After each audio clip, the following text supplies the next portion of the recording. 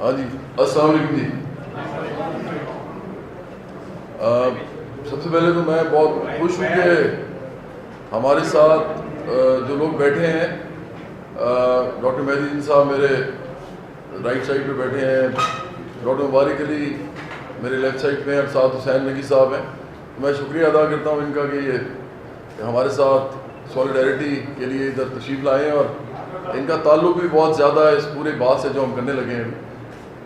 ابھی میں آ رہا تھا تو نہر کے اوپر ایکسیڈنٹ ہوا تھا، اسی لیے میں تھوڑا سا لیٹ ہو گیا کچھ منٹ. اور ایک نوجوان تھا جس کی ٹانگ ٹوٹ گئی تھی، وہ تیز موٹر سائیکل چلا رہا تھا اور وہ گر گیا. اس کو پھر انہوں نے گرین بیلٹ پہ ڈال دیا، لیکن ٹریفک کافی رکی رہی. نوجوان جو ہوتے ہیں وہ بڑے انرجیٹک ہوتے ہیں، ان کی انرجی جو ہوتی ہے اس کو چینلائز کرنے کے لیے کوئی نہ کوئی روٹس ہوتے ہیں، جہاں پہ کوئی ایونیوز ہوتے ہیں بنائے جاتے ہیں جہاں پہ وہ اپنی انرجی کو ایکسرسائز کر سکیں. اور وہ ظاہری بات ہے کنسٹرکٹیو ہونی چاہیے.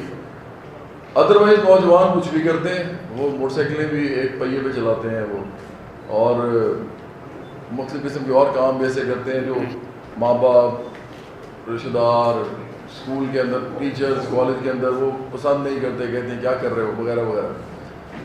نوجوان جو ہوتے ہیں خاص طور پہ تھرڈ ورلڈ کے اندر، جو تیسری دنیا ہے، اس کے اندر جو اتنی غربت ہے، اتنی پریشانی ہے، ہر وقت لوگ جو ہیں وہ ایک طبقاتی نظام کے اندر شکنجے میں جکڑے محسوس کرتے ہیں اپنے آپ کو. اور 70 سے 80% لوگ جو ہیں جس طرح رہتے ہیں اس ملک کے اندر، یہ آپ کو اچھی طرح معلوم ہے پاکستان جیسے ملک کے اندر. تو نوجوان اس طرح کے ملک میں جو فیل کرتے ہیں وہ آپ کو بھی بڑی اچھی طرح پتہ ہے. آپ تمام طبقات کے نوجوان سے آپ کا انٹریکشن ہوتا ہے. جو نوجوان پڑھے لکھے ہوتے ہیں ان کی تعداد بہت کم ہوتی ہے پاکستان کے اندر. ایسے ملک میں جہاں 50% لوگ جو ہیں وہ لکھنا پڑھنا ہی نہ جانتے ہوں، وہاں پہ کتنے نوجوان ہوں گے جو کالج یونیورسٹی کا منہ دیکھیں گے کبھی. چونکہ اربن ایریاز میں، اربن بڑے سٹیز میں لوگ کالجز میں یونیورسٹیز میں چلے جاتے ہیں، ان کو لگتا ہے کہ شاید یہی ایک دنیا ہے، لیکن اصل دنیا پاکستان کی جو ہے وہ اس سے بہت دور ہے. ایجوکیشن سے بھی غربت بہت ہے، بیماری بہت ہے، دوائی کے پیسے تک نہیں ہوتے لوگوں کے پاس، روزگار اچھا نہیں ہوتا، عزت نہیں ہوتی، کچھ بھی نہیں ہے پاکستان میں ان لوگوں کے لیے جو کہ 70-80% ہیں. اب نوجوان جو ہیں ان کا اصل جو کام ہے وہ ہے ان کی انرجی کو کنسٹرکٹیولی وہ یوٹیلائز کہیں پہ کریں. اس طرح کے ملک کے اندر جہاں اتنے بڑے بڑے پرابلمز ہوں وہ اس کے اندر اپنا کردار ادا کریں.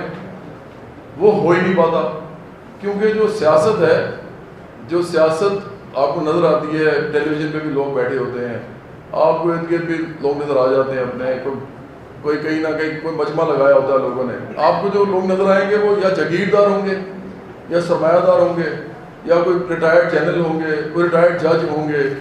وہ تمام وہی لوگ ہیں جو مراد یافتہ ہیں اور جو اس ملک کے اندر رولنگ کلاس کو ریپرزینٹ کرتے ہیں. اور رولنگ کلاس تو 5-10% سے زیادہ نہیں ہوگی. اگر ہم رولنگ کلاس کو دیکھیں تو کتنے لوگ ہوں گے؟ تو اس طرح کے ملک کے اندر نوجوانوں کو سیاست میں آنا ان کے لیے تو بالکل پاسبل ہی نہیں ہے.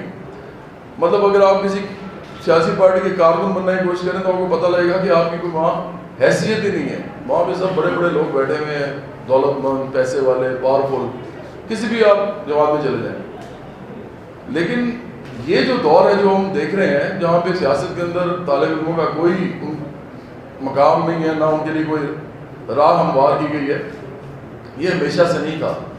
پاکستان میں اسٹوڈنٹ یونینز جو تھیں جب ہوتی تھیں اور فعال تھیں، تو اس وقت پاکستان کی اسٹوڈنٹ یونین سے نوجوان متوسط طبقے کے اور ایون جو جس کو ہم کہتے ہیں متوسط طبقے سے بھی نیچے، میں اکنامک کلاس کی بات کر رہا ہوں، وہاں سے لوگ آتے تھے، وہ یونینز کی سیاست کرتے تھے اور وہ اس کے بعد بڑے بڑے سیاستدان بنے. پاکستان کی تاریخ میں آپ دیکھیں، اور ان لوگوں نے جب تک وہ رہے پاکستان میں یہ جو طبقاتی جدوجہد ہے جس کو ہم کہتے ہیں کلاس سٹرگل، مطلب غریب اور امیر کا جو فرق ہے اس کو ختم کرنے کی کوشش، پاکستان میں خوشحالی لے کے آنے کی کوشش، پاکستان میں برابری کے نام پہ لوگوں کو عزت، روزگار، تعلیم، صحت، یہ سب کچھ دینے کی جو کوشش ہے یہ ہوتی رہی تھی.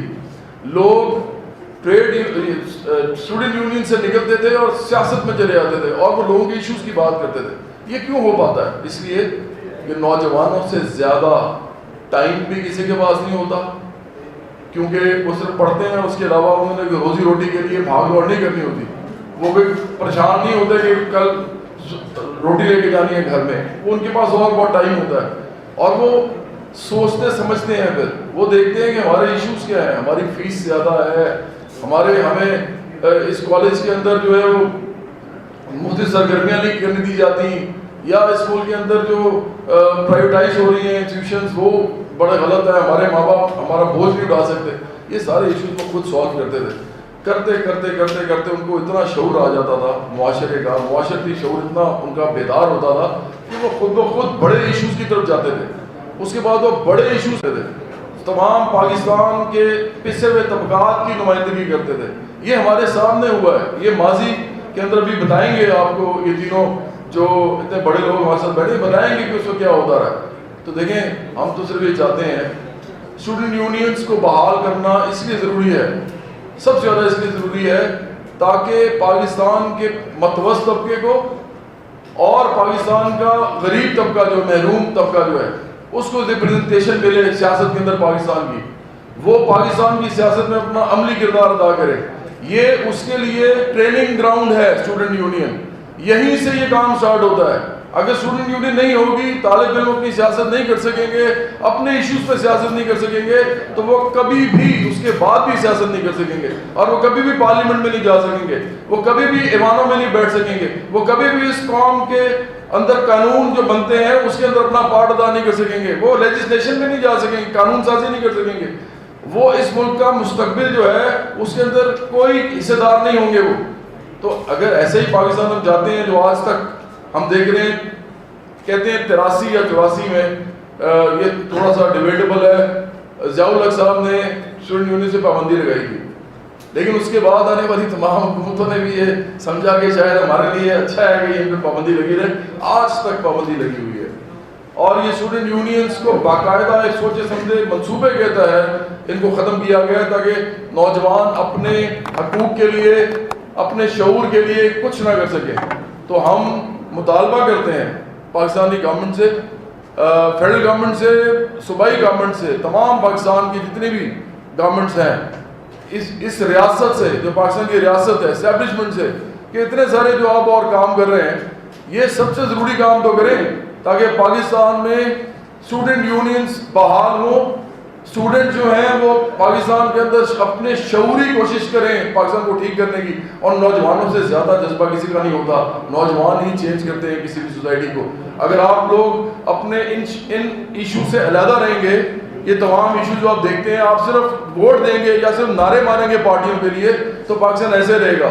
لیکن جب آپ عملی اقدام خود کریں گے, آپ عملی سیاست میں خود داخل ہوں گے, آپ خود ایشوز کو سمجھیں گے, ان ایشوز کو آپ سمجھ کے ان کو حل کرنے کی کوشش کریں گے, تو پاکستان خود بخود چینج ہوگا. یہ آپ کے ہاتھوں سے چینج ہوگا, آپ ہی ہوں گے جو پاکستان نیا بنائیں گے. یہ سب اسٹوڈنٹس ہوں گے, طلباء جن کو ہم کہتے ہیں, اس کے علاوہ نوجوان ہوں گے. آپ نوجوانوں میں جائیں گے, آپ غریبوں میں جائیں گے, مظلوم طبقات میں جائیں گے, محروم طبقات میں جائیں گے. اور یہ اس وقت پاسبل ہوگا جب آپ لوگ اسٹوڈنٹ یونینز میں کام کر سکیں گے. آپ کے سوچی سمجھی سازش کے تحت اسے علیحدہ رکھا گیا ہے.